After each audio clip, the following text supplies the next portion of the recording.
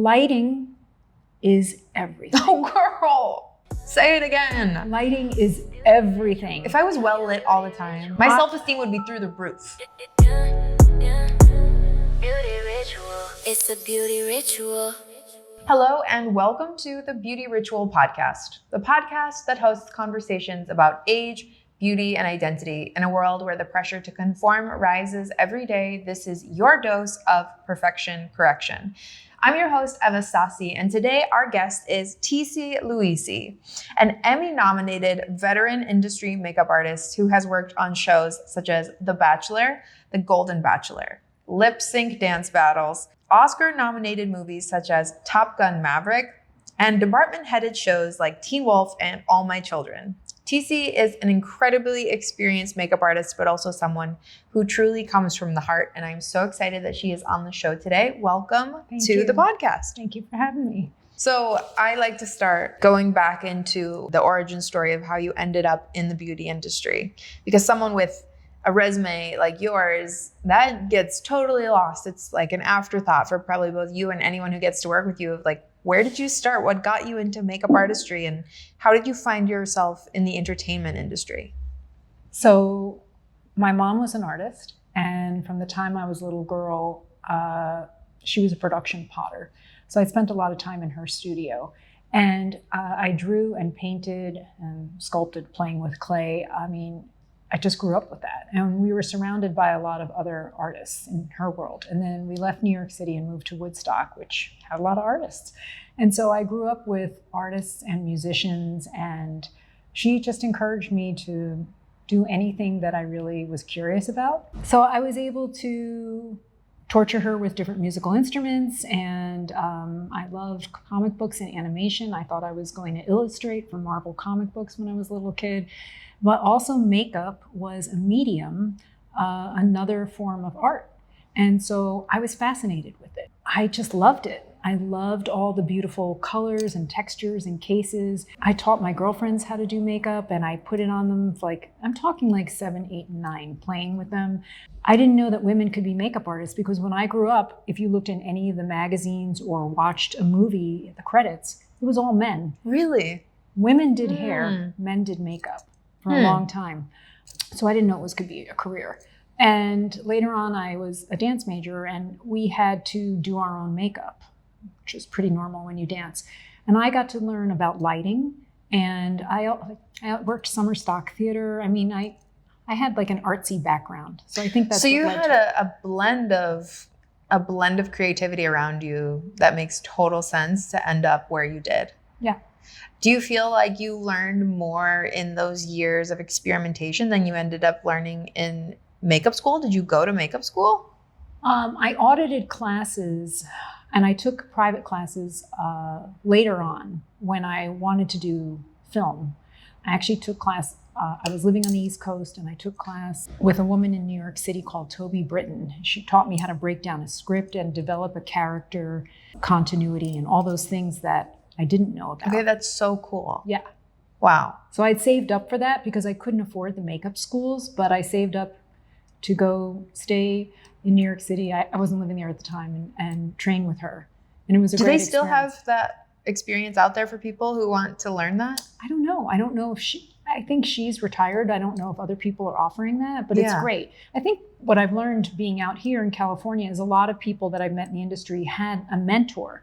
So they got into the union early, not just, some of them had family in it, but if they didn't, somebody took them under their wing and was like their mentor, which I think is great. I think that's the most usual course of entering the industry. What you just described is being grandfathered in. But I love the idea that someone could go out and take a class and learn how to do character development for hair and makeup. And I hustled. I worked retail cosmetics. I did weddings, anything makeup related, and other jobs to support me as I wanted to become a makeup artist, right? And so I started off non-union in Miami, which was a right-to-work state. And I did indie films there and a lot of Latin American TV stations I worked at, and music videos. And at the time on South Beach it was hopping, like with big modeling agencies. So I got to test and I did catalog work, and that was kind of like editorial and beauty and commercials, a lot of music videos. And then I just decided to drive out here and give it a whirl. And if it didn't work, I could always go back. And so that's all East Coast experience. Yeah. And then you just catapulted yourself to the West. I had put together at the time, you needed a portfolio and a reel. And I put together a reel and I had it edited and portfolio. And I came out here and I hit every agency out here and got turned down by everybody. Oh no. And I worked non-union out here and got enough hours. So the union for hair and makeup requires X amount of days on film and television that you have to be able to document with paychecks and call sheets and so forth. Sure. And you can either work on something that you can get in several ways. A show can flip that you're already on that's non-union. So the project can flip and then you get in that way. Or it used to be that, I don't know, star request. That was like one way. If you worked on something 30 days and you could get in that way. But I had to do the 3 years, 3 out of 5 years, and get a certain amount of days each year. Because I did hair and makeup, I had to get double the amount of days. That is such news to me. I had no idea how that worked because I'm usually in the salon. So I'm very much out of the like film and union. But you get called in to do your clients sometimes that are being filmed. That's happened to you. Yeah, that's totally happened to me. It's just not been like a clear path. And I think that how you settle yourself into a goal would be very different, right? Than my experience of being in the salon and having random experiences like that. Clients requesting you. Yes. Right. Yes. I mean, that's a great way too. And I think it also, then you start learning about sets. And the great thing, I think, coming from the non-union world is I had a lot of experience working on sets. So I knew not to cross in front of the camera. But again, this is something a mentor would teach you. Huge. These are, you don't want to learn that the hard way. No. Let's just put it that way. Turn your cell phone off and don't ever walk in front of the camera. Those are the big two. Yeah, and you'll learn all the different positions on a set and like who's in charge of what, who do you go to for a question and so forth. And a lot of times you're working for a department head. There's definitely rules and set etiquette. So it's nice to learn it in the non-union world. I think it's like a gentler way to bridge in if you don't have that mentor situation. What are a few set etiquette pieces you could share with our audience? Oh, I mean, obviously the biggie, and it's hard because sometimes you're on set like 12 or so hours, is don't talk when they're shooting. It's very distracting for actors. And of course they're taping for sound. So you could be ruining the take, but actors are really like, they've got to memorize their lines and they've got to find like they have their marks and all these things, these beats that they have to hit. And they're bringing, their own, personalized performance, emotion, right? All that. And so experience. It can ruin somebody to have somebody going, but even at a low whisper. And you think it's just the two of you whispering, but if you think you're on a set with like 150 people, if there's a lot of, you know what I'm talking about. Absolutely. It can get quite noisy. Absolutely. So don't try not to talk on set. And I don't know, be on time. That's really important because the days will get chaotic. So I like to get there early so I don't start the day stressed. And you're going to, especially if you're going to a location you've never been to before or a studio, a lot you've never been before, you have to go through security. Like you have to park and then go through security and then find wherever you're setting up. Give yourself plenty of time for that. Like don't roll up, at the call time. You have to get there earlier than that so that you can be wherever you're supposed to be setting up by your call time. Absolutely. Yeah. Absolutely. Those little things make all the difference. That's not really set etiquette. That's just like life etiquette. Yeah. That is life etiquette. That would matter in the salon. That would matter at a 9 to 5. That would just matter. So did you get your esthetician license somewhere along the way? Yes. So that was the other thing. I was fascinated with skincare. And in high school in New York, I don't know what it is out here, there's something called BOCES. It's an after-school program that's free. And I told my father, my parents are separated, and I told my father, I was living with him at the time, I want to get my my cosmetology license. And he was like, absolutely not. And it was free. He wouldn't let me do it. He wanted me to have like the more intellectual academic career. Clearly, that didn't work out that way. I went the artist way, and I always loved skincare. So I got my license out here. I studied doing nights and weekends. Wow. At a school in Koreatown.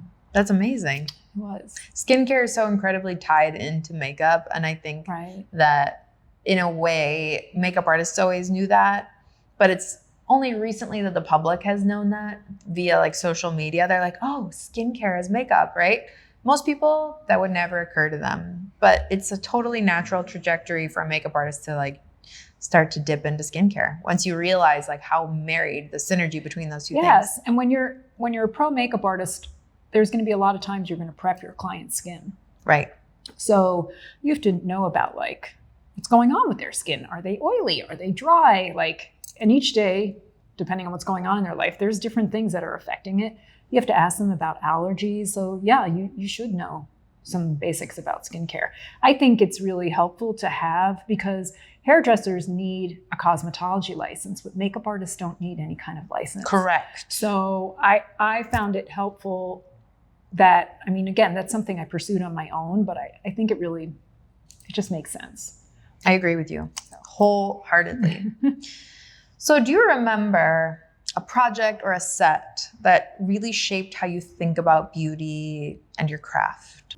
Lighting is everything. Oh, girl, say it again. Lighting is everything. If I was well lit all the time, I mean, my self-esteem would be through the roof. I have to say this for the soaps. They do an incredible job. Do they really? Yeah. I used to work day check on Days of Our Lives. And they had 2 different stages, and it was set up with a grid, and nobody had shadows. Like everybody always just looked flawless. So they were doing it. You know what I mean? I think they had that dialed in. And you can see when shows are beautifully lit. Yes. Like I notice it. Yes. Well, your eye is more trained than the rest of us. But I think, again, social media coming in, people are starting to learn a lot about what the entertainment industry just knows and does. Yeah. And what it should do. I miss film. But honestly, like lighting does matter. It makes all the difference. So you can literally put powder and like a little lip balm on somebody with the right lighting. They're like, oh, and the angels and cherubs come down. And that same person can be lit not in flattering light with a great face beat, and it doesn't look good. So what do you do? How do you handle the lighting? How would you don't always know what setting your client I wish everybody is would take into. a lighting course. I'm glad I took lighting, and I had to work the actual light board when I was in the dance program. Really? Yeah, that was really instrumental. You know, I bet. It was really helpful to see how the gels affected. And so if you're a department head or a designer on a show, on a project, you are going to meet with the DP and the director, and you're going to collaborate, and you're going to talk about an art department and the costume designer, because there's going to be a color palette for like each one of the talent. So you get to start collaborating on that before the actual shoot. On editorial, it's a little different, right? And not everybody, I like to ask my clients when I go do them individually, what are you wearing? Now, it's great when you get to work with someone repeatedly, because you already know their hair, and you know like their style. And if one of your clients who you've taken care of for a while says, I'm going to a red carpet, but I'm wearing like whatever, a halter back dress. And you're like, I'd like to do your hair half up, because you already know. Yeah. Right? You know the hair, and you know like what's going to be flattering to them. You know the occasion, you know the style of the clothing they're wearing. So you start making decisions automatically. Yes. And there's very little room for unknown or a deviation. Right. But if you've never worked with that person before, it takes longer. And that often happens to us in film and television, where it can be just a one-off, right? Interviews and things like that. But if you do have what I call the luxury of being part of that collaborative team, it's really lovely. And yes, you are collaborating to bring together ultimately the directors and the other people's, vision to life. And the actors have a say in it because they're bringing the character to life. So even when a lot of decisions are made, then you want to involve, like some actors are very specific. Like they have a whole Bible on their character before they even started the show. It's incredible. Yeah. So all of those things come into play. So I think for different things now, doing a music video, it's very much the director tells me their vision. I get photos of like who the band members were and like who the hotties were or whatever. And sometimes I got to talk with the costume designer. Sometimes I didn't. They would just be like, they're wearing silver and blue sequins. Okay. So like that helps. It's going to be 1980s. So like that already gives you ideas. A lot of us put together look boards as presentations. Again, this is the luxury of time if you have that. Not everybody can do that. So sometimes it's just going to happen. You walk in, you open your bag of tools and boop, have a discussion and make it happen. Right. So there's a lot of variables. I could listen to these variables all day. I think it's absolutely fascinating. I think that obviously the more information you have on someone, the better it feels to come in with just even like the mental preparation of kind of going over that and solidifying the possibilities of where you could go with someone. That's where we get to be creative. Yes. Right? And work with other creatives. And I figured out a long time ago about myself that I like that teamwork. Not everybody does. True. But I learned that about myself. So I actually like that collaboration. I'm a nerd. When something comes to fruition and you actually like see it and it works out, you're like, I mean, I am anyway. I'm a goofball. It's really rewarding. Yeah. And it goes back to lighting. Like once it's lit well and you're like, the cherubs. Girl. So fabulous. It is fabulous. I would like to be well lit everywhere I go. I'd like someone to like walk around and light me well. You can have all these diffusers Just like on. everywhere. On a rig, I'm going to get rolled around. On skincare campaigns or commercial campaigns, they're very beautifully lit. Oh, girl. They're so beautifully lit. It's again, like, it was a product that I had the good fortune to be a part of. And when I say there was baffle boxes and they were like from the floor this high, an entire row of them. So as what a dream. Our talent walked down and turned and faced the camera and did all these things, no matter how they shot her, her skin was just glowed. Boop. Now, obviously, if you buy that product, your skin's going to look exactly the same way. Right. You will not have those lights on boxes following you around. That diffused light is key. So great. So get a diffused light the next time you get a skincare product and you'll really see the results. Everybody, what's happening on social media now is because of filters and a lot of people shooting themselves at home with ring lights and all kinds of lights that blow them out. It's not a realistic representation of how we really look. I feel like that illusion's been going on forever since Photoshop happened with, retouching photos. It is. But I think that the marriage of people understanding the capacity of the technology, both skincare and lighting, and what someone like you does, brings in a lot more of a grounded client, a grounded provider, just understanding like, hey, there is a portion of beauty that is entertainment. It's entertainment value. We are selling you an image. We are selling you a dream, right? Yeah. We're trying to like emulate what that dream is in your head. Bringing that character to life, whatever it is for. And at this point with like social media, sometimes that character is just glowing skin. It's not even like someone playing, Emily Bronte. Right. Okay, so you went through the union. You got your esthetician license. Yes. Oh, can I mention one other thing? Sure. The other thing in a service industry, and we are in a service industry, is you have to read people. And that is a really important skill. I hope that you can hone mindfulness, but people have different energy. It can be different times of the day, whatever. And you as the artist providing that service, you need to read that. And I think talent appreciates that because some people they're going to be like more introverted, some are more extroverted, some are a combo, and it can vary on the day. Again, if you work with the same person over and over, you have that luxury of that bond and that trust.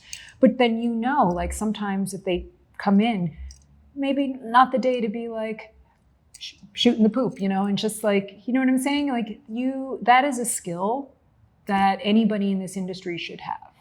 I agree. I think that's something that you develop as you develop yourself. So developing a very strong sense of what you have going on, having those boundaries with yourself, and then you develop the sense of the other person, right? And what they have going on for themselves. You have to be able to separate those two things. Yeah. And I'm not saying that you have to disappear, but there has to be an element that where you end and the other person starts. And I think, especially if you're working with actors, they all have their own process, and hair and makeup, wardrobe are the first people they see, right? So it's really important to be able to pick up those cues and give them a safe space. So whatever mood they're in, whatever their process is, they can just do their thing and not make it personal. And because it's such an intimate profession, because we're up close in their hair and faces, it is personal. But you have to remind yourself that if they're in a mood that day or whatever, like, it's not personal. Sure. And just do your job and, see how you can lift them. I think that's another thing. Like, I want people to feel well cared for, without being intrusive. Absolutely. That's a balance, right? And that's a skill and an art.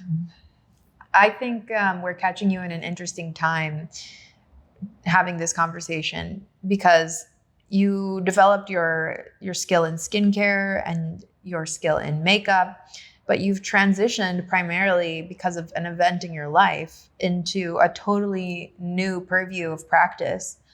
And true. It's a burgeoning area of your life. It's very exciting. Do you want to kind of tell us what that is? Oncology Esthetics is where you currently are sat and headed even further into. Yeah.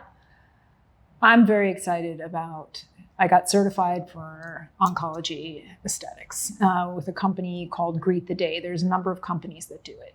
It is a lot of medical training. And this came from, this honestly wasn't something that you had any idea about. It came from a personal experience, right? You'd been going through your life as a makeup artist. I had looked this up, that company, and other companies, 10 years before I was diagnosed with cancer. No way. So once I had been diagnosed. Whoa, that's crazy. I have chills. Isn't that wild? And I wasn't able to do it because the training days were during the week, and I was on episodics. So I couldn't take that time off. And then I kind of just, went to the back of my mind with other things. And then after I finished my radiation, I revisited looking them up again. And it did motivate me. Wow. Because I knew I was going through a lot of changes, as everyone does when you're doing any of those treatments, and with the chemicals and medications that follow. I thought, well, coming from a different perspective now, as you said, I think I have a deeper understanding of this. And I think I would like to help people with my skill set, and offer something. Because I think I mentioned to you, for 30 years, I have volunteered for different cancer organizations for charity. I've done facials, I've done makeup, fundraisers. What drew you to it? I think it's so, honestly, this is such an interesting thing to learn, because I think sometimes you can do a lot of charity work, right? Yeah. But why was it particularly this? So the two I did for years were both AIDS and cancer. My aunt died of breast cancer in her 40s. And that was a shock to me, because she was a very strong, vibrant woman.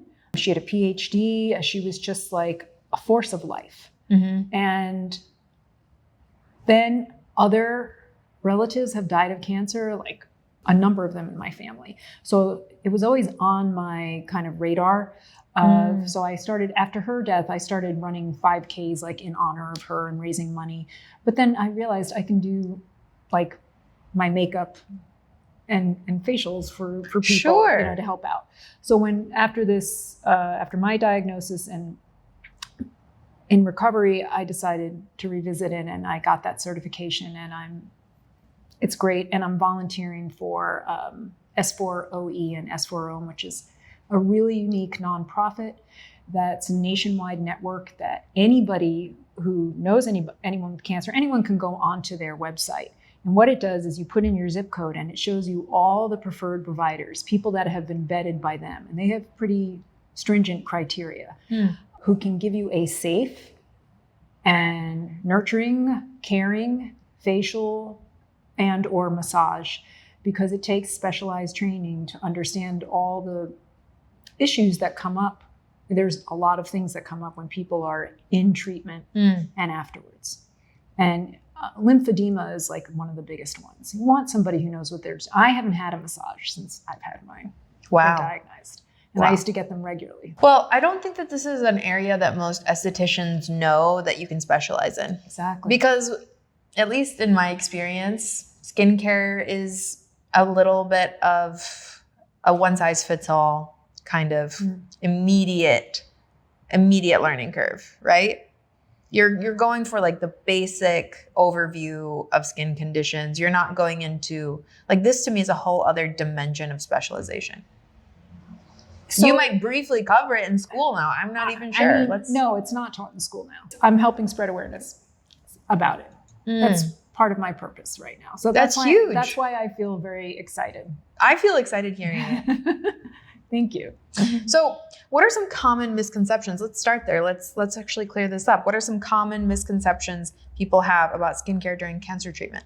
Everybody should look at the ingredients and really understand what they're putting on their skin. I say that with everyone for all skincare, whether you're ill or not, or recovering or not. You should know what you're putting on your face, just like you should know what you're putting in your mouth. You should. It ups the ante on it when obviously you are extra sensitized. Some people, certain fragrance they can't do, and you don't want to use anything that's going to exacerbate. You're already dry, and your skin barrier for a lot of people is already compromised. So you want to do things that are hydrating and calming and soothing. Nothing active. This is not the time to be getting any exfoliating treatments or using any acids or, intense things that would dehydrate or dry your skin. So, I asked that question specific to during cancer treatment, but if someone has gone through treatment, do a lot of those same things apply? Yes. I mean, so having gone through treatment, some people have to continue taking medication for years afterwards. So you're going to have side effects from that. And if it's breast cancer and it's hormone related, you're going to be taking hormone blockers. So it puts even young women, and by the way, California has the highest amount of breast cancer in the country. So it puts you into menopause, even if you're in 40s. And then you're going through all the skin changes that having those hormones removed from your body. So it does. It affects your hair, your nails, your skin. So it's a lot. It's a lot. This is such important stuff. That's why you want to have people who know how to deal with it and can provide, I think also just getting a massage or a facial from somebody who's been trained, you can kind of check out of all the other things if you've been in infusion centers and just been surrounded by a lot of medical. And there is, as you know, the power and nurturing of touch. And that's really important. Absolutely. Do you feel like this is a growing practice? Like it's new enough that both the market and the providers are both learning about it? Yes. Interesting. That's why I'm trying to help spread awareness about it. Because I just think most people don't even know that it's an option.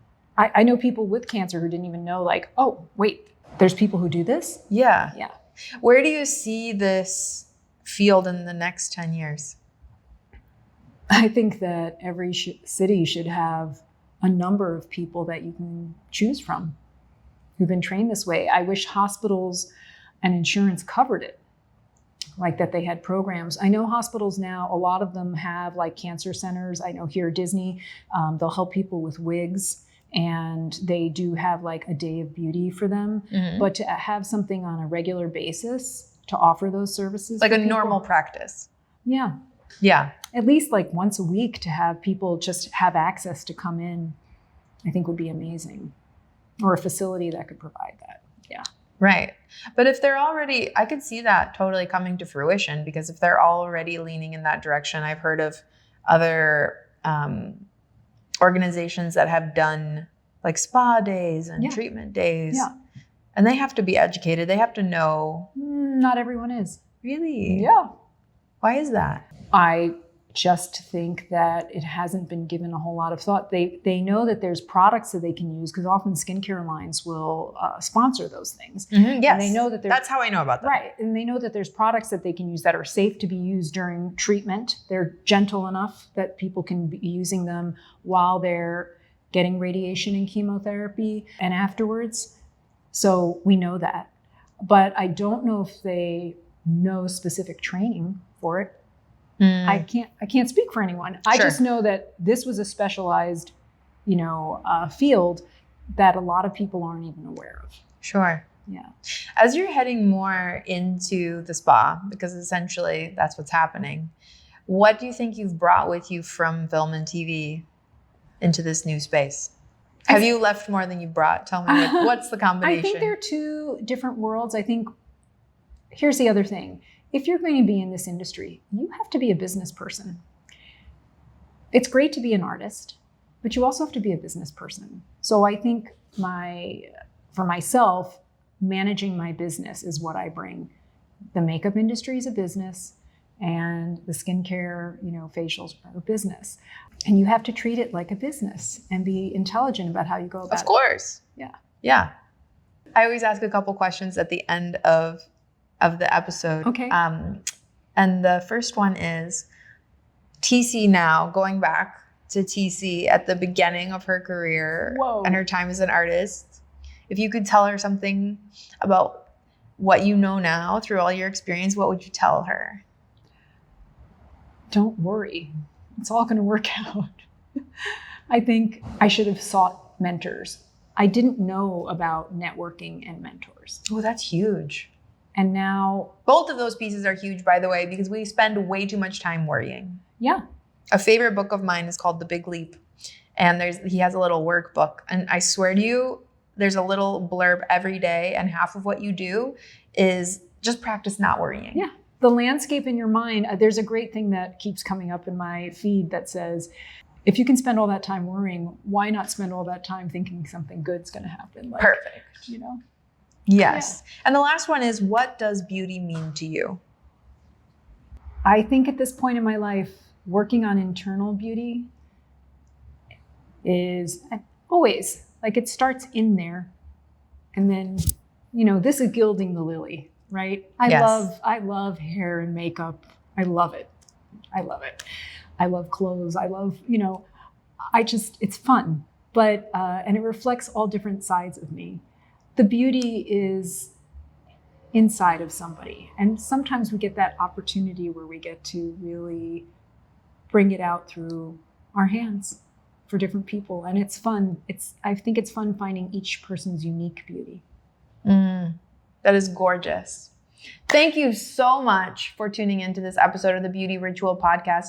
You can find TC on Instagram at TC Loves Makeup and TC's BFF, those two. You can find her there. And you can find us at beauty_ritual on YouTube and Spotify. Thank you so much for tuning in, and we'll see you next time. Thank you. Thanks for having me. Of course. It's a beauty ritual.